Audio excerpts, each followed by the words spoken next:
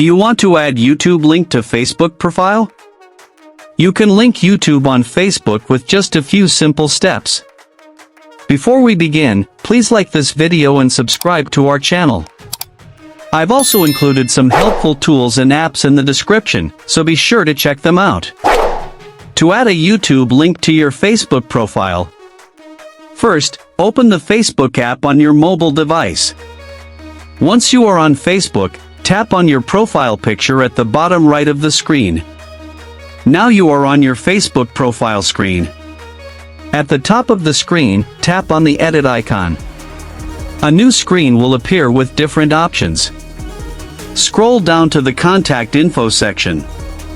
Under this, tap on the social media option. Now, a new screen will open. From here, tap on the add button.